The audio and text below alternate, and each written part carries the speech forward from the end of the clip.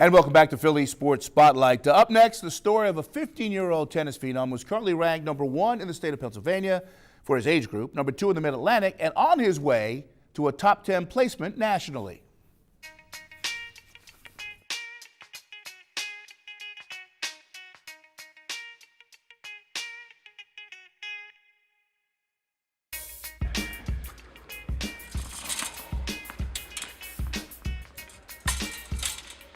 It's early Saturday morning, and once again, 15-year-old Kyle Seelig of Hatfield, Pennsylvania, is in practice mode, where he has been for pretty much half of his life.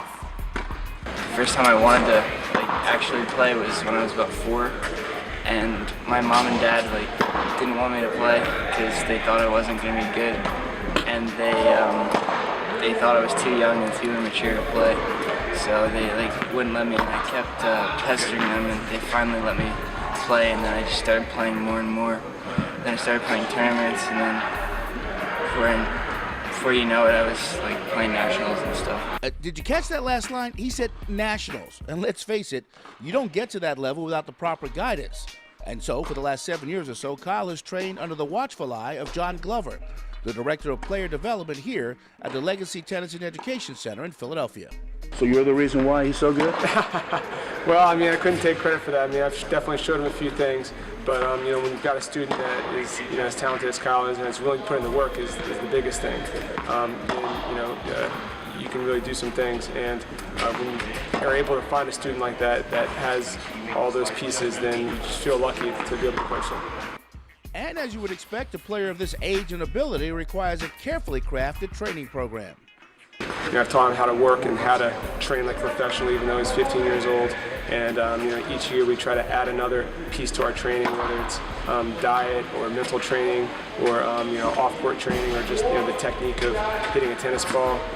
His tactical play has improved so much, and he's starting to put a lot of things together, and that's why he's having success right now. Now, sacrifice is one thing, but what about the fear of burnout? There always is the fear that a kid could burn out if the focus is on the wrong thing. But Kyle, he has a lot of things going for him in his life. He's an accomplished baseball player, and he has a very close family. And he'll go to his brother's wrestling meets and his other brother's baseball games.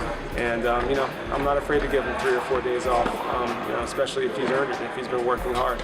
And he'll go on vacation with his family. He has more of a normal life than most kids who excel at the sport. Most 15-year-old kids at your age don't want to be this dedicated. But dude, you're getting up at 5:30 on a Saturday morning when most kids are still asleep and staying up late Friday night. It takes a lot of discipline to do what you're doing. Just talk about the discipline and the nutrition and the yoga. I mean, come on, yoga? Come on, brother. Yeah, I mean, like I said earlier, I just feel like I want to be good, so I got to make those sacrifices sometimes, and hopefully it'll be worth it someday. Well, this much we do know. Young Mr. Seelig certainly not showing any early signs of burnout as he continues to add to his already impressive string of achievements. You did something last year that's rarely done. I mean, you won a state title as a freshman, frustrating a lot of juniors and seniors who, talk about that. What was that like, It was probably the funnest year because it's the first time I got to play on the team and stuff. And the team really supported me and everything.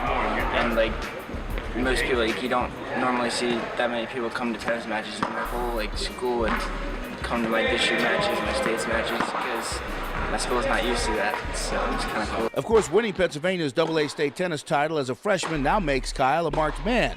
And then, of course, there's the pressure of having to defend that title and repeat in his sophomore, junior, and senior years. I don't know about pressure. I guess people expect me to do it, but I mean, I don't really feel pressure because I don't even know.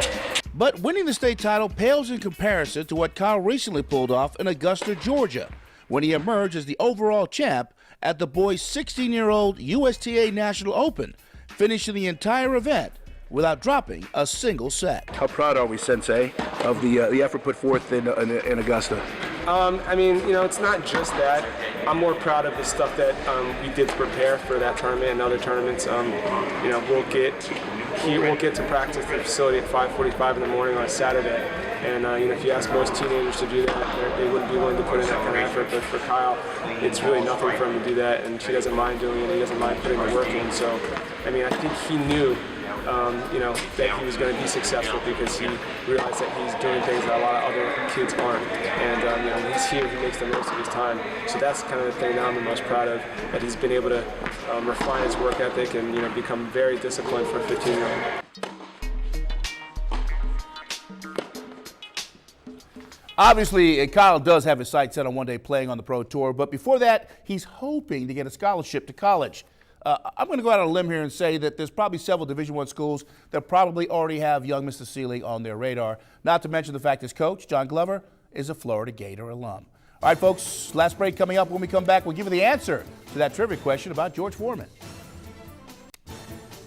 And as we return, we do so with this week's trivia question. The question was, how old was George Foreman when he became the oldest heavyweight champ in history? If you said 45, you're lying. No, you were right. That was the answer right there. 3 years younger than Bernard Hopkins, who returns to the ring this Saturday up in Brooklyn. All right, folks, that's going to do it for this offering of Philly Sports Spotlight. Don't forget, we'll see you back here every Wednesday night at 7 to midnight on behalf of the entire Philly Sports Spotlight crew and our guest, Charles Brewer. I'm Phil Andrews, and I'm out of here.